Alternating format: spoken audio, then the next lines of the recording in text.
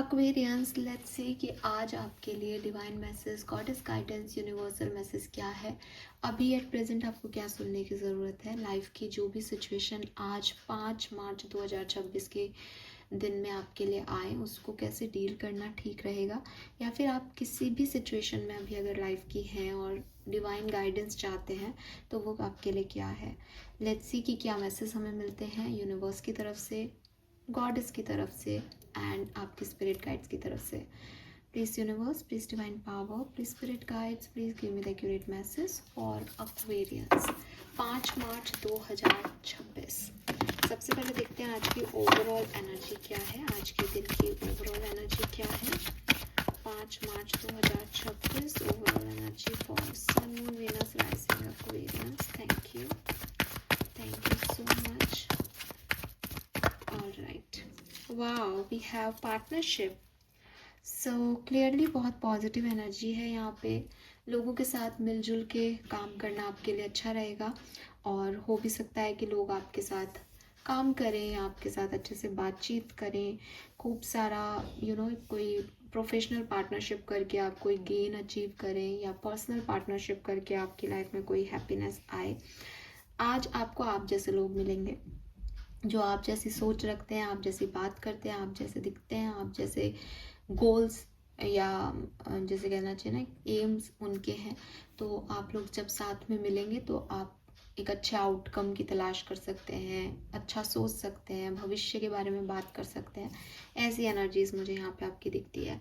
So clearly reunions भी हो सकते हैं, काफ़ी लोगों के कम्युनिकेशंस भी हो सकते हैं, या फिर नए लोगों से भी कम्युनिकेशन हो सकता है, बातचीत हो सकती है जो अभी तक आपके कांटेक्ट में नहीं थे, लेकिन अब आप बात करके समझें कि हाँ ये तो मेरे जैसे लोग हैं, या एग्जैक्टली हमारे व्यूज़ जो हैं वो किसी बात को लेके सेम है। Let's see 5 March 2026 guidance from spirit guides. Thank you so much. Okay, guidance from spirit guides.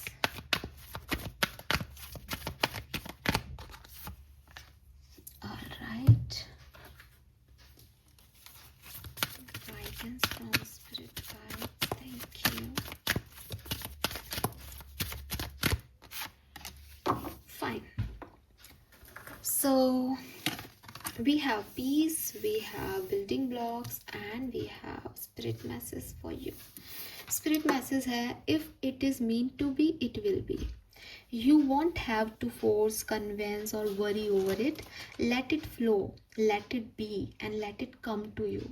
You are attracting everything you need. Trust the timing of your life. So Aquarius, अगर कोई ऐसी situation में हो जहाँ लग रहा है ये व्यक्ति बात क्यों नहीं कर रहा, जहाँ लग रहा है ये सिचुएशन ऐसे क्यों नहीं हो रही, जहाँ लग रहा है मैंने मेहनत की मुझे इसके रिजल्ट्स क्यों नहीं मिल रहे, वहाँ आपके लिए यूनिवर्स का एक बहुत ही सुंदर प्यारा सा गाइडेंस है। Don't chase, only attracts.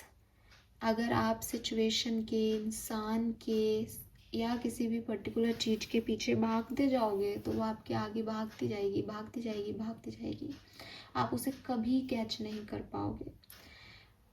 समुद्र खूब पानी है उसके पास, अपने एंजॉय कर रहा है लहरों में, लेकिन फिर भी जो नदियां बह रही हैं वो सब समुद्र की डायरेक्शन में जा रही है।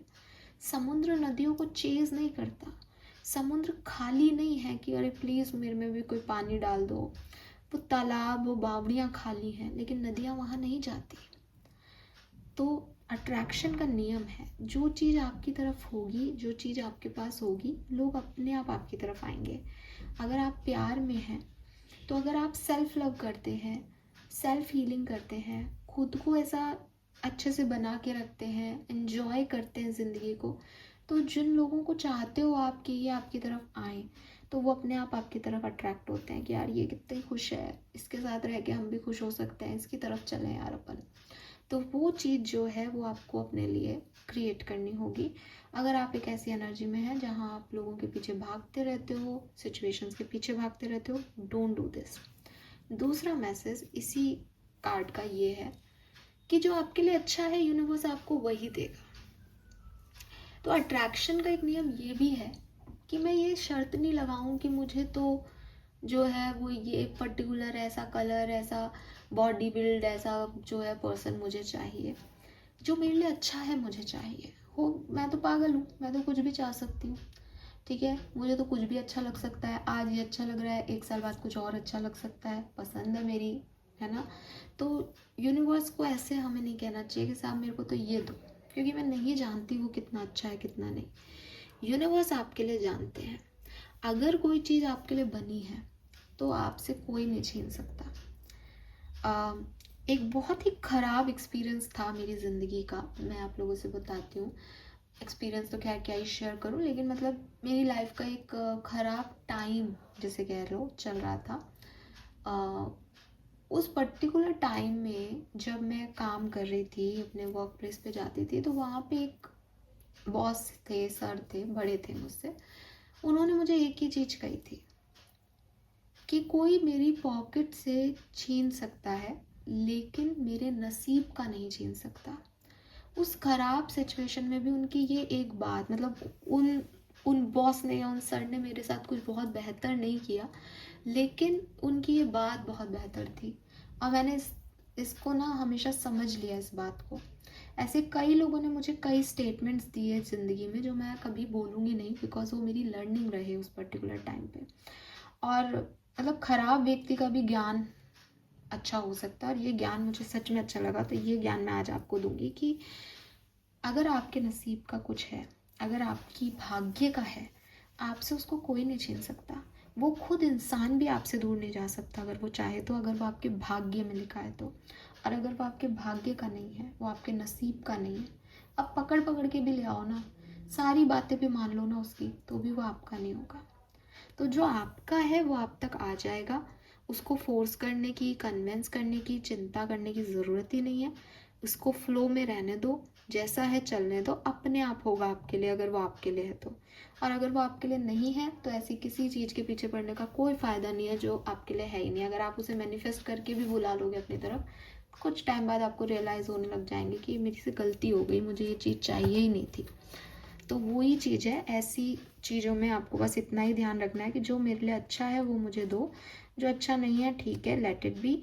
और जब मेरे लिए मेरा मौका आएगा, जब मेरी किस्मत काम करेगी, तो मुझे अपने आप मिल जाएंगी चीज़ें।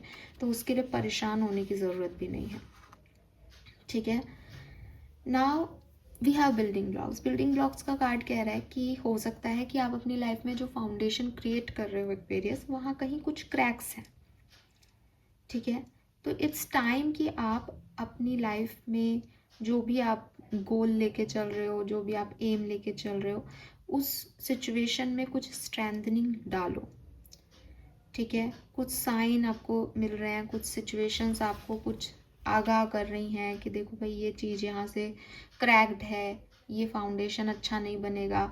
तो देखो कि क्या उसकी स्ट्रेंथ को, क्या आपकी मॉरल वैल्यूज़ को खतरा है किस चीज़ से, उसे रिमूव करो, उस पर काम करो। ये टाइम है सच को देखने का और उस पर काम करने का।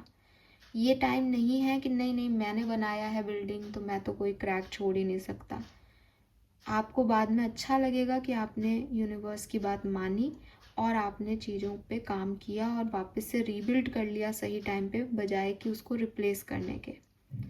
ठीक है, और अगर कोई चीज़ रिप्लेस ही करनी पड़ रही है, यानी वो क्रैक जो है वो ठीक ही नहीं हो रहा, हील ही नहीं हो रहा, तो फिर रिप्लेस करने से भी मत डरो। ये यूनिवर्स का साइन हो सकता है कि इस चीज़ को आप ख़त्म कर दो।